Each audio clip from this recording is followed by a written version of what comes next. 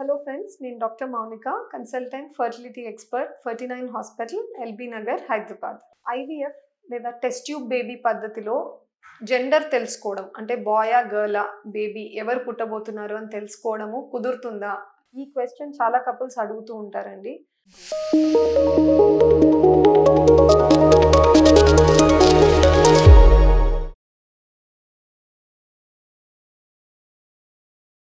Bye లేదా particular girl కావాలి అని అనుకోవడం ఎటువంటి సిచ్యువేషన్స్?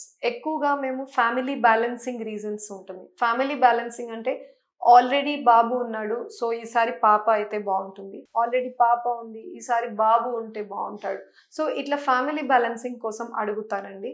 లేదా సెకండ్ ఏమవుతుందంటే ఆల్రెడీ పిల్లలు పుట్టు ఉంటారు, కానీ అన్ఫార్చునేట్లీ ఎవరిదన్నా డెత్ అయింది అంటే ఆ జెండర్ బేబీనే కోరుకోవాలి అని అట్లా ఉద్దేశంతో కూడా కొంతమంది అడుగుతుంటారు. థర్డ్ వచ్చేసి ఏదన్నా ఫ్యామిలీలో జన్యు పరంగా ప్రాబ్లం రన్ అవుతుంది. కొన్ని జెనెటిక్ ప్రాబ్లమ్స్ పర్టిక్యులర్గా బాయ్స్లో లేదా పర్టిక్యులర్గా గర్ల్స్లోనే వస్తుంటాయి. సో ఇటువంటి కేసెస్లో కూడా ఆ వేరే జెండర్ బేబీ తీసుకురాగలిగితే ఆ జెనెటిక్ ప్రాబ్లమ్ని అవాయిడ్ చేయొచ్చేమో అన్న ఉద్దేశంలో కూడా జెండర్ ప్రిఫరెన్స్ చూపిస్తూ ఉంటారు కపుల్స్. మనకి ఇండియాలో ఎంత మాత్రం ఇది సాధ్యం అన్న దాని గురించి మాట్లాడతాను. ఒక ఐవీఎఫ్ పద్ధతి ద్వారా వెళ్ళినప్పుడు గుడ్డు కణంని కలిపి ల్యాబ్లో పిండంని తయారు చేస్తాం. ఈ తయారైన పిండము 5వ రోజు పిండం, బ్లాస్టోసిస్ట్ అంటామండి. అటువంటి పిండంలో మేము వాల్లో హోల్ చేసి కొన్ని సెల్స్ తీసి టెస్టింగ్ పంపిస్తాం. ఆ టెస్టింగ్ పంపించినప్పుడు డెడికేటెడ్ సెంటర్స్ ఏవైతే ఉన్నాయో గవర్నమెంట్ ఆపరేటెడ్వి, వాళ్ళు చూసి జన్యు పరంగా వాటిలో ఏమన్నా అబ్నార్మాలిటీ ఉందా లేదా అన్నవి చెప్తూ ఉంటారు. వాళ్ళకు తెలుస్తుంది గర్లా బాయ్ అన్నది. బికాస్ గర్ల్ పిండం అయితే వాళ్ళకు జెనెటిక్ టెస్టింగ్లో 46XX వస్తుంది, బాయ్ అయితే 46XY వస్తుంది. ఇండియాలో బాయ్ లేదా గర్ల్ ప్రిఫరెన్స్ ఇవ్వడం లీగల్ కాదండి. అందుకనే ఆ సెంటర్స్ ఏవైతే ఉంటాయో పిండం టెస్టింగ్ చేసిన తర్వాత వాళ్ళకి తెలిసినప్పటికీ ఆ రిపోర్ట్ని మనకు వచ్చే రిపోర్ట్లో రివీల్ చెయ్యరు.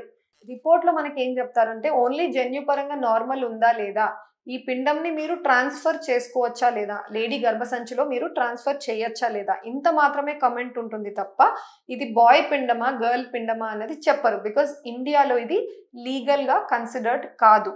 స్పెషల్ సిచ్యువేషన్స్లో ఎక్కడైతే జెనెటిక్ ఇష్యూస్ రన్ అవుతున్నాయో పర్టిక్యులర్ జెండర్లో అప్పుడు మనం స్పెషల్ రిక్వెస్ట్ పెట్టి ఆన్ దోస్ గ్రౌండ్స్ మనం కనుక్కోవడానికి ప్రయత్నిస్తామే తప్ప ఇన్ జనరల్ వేరే రీజన్స్కి మాత్రము ఇండియాలో ఎంకరేజ్ చేయరండి.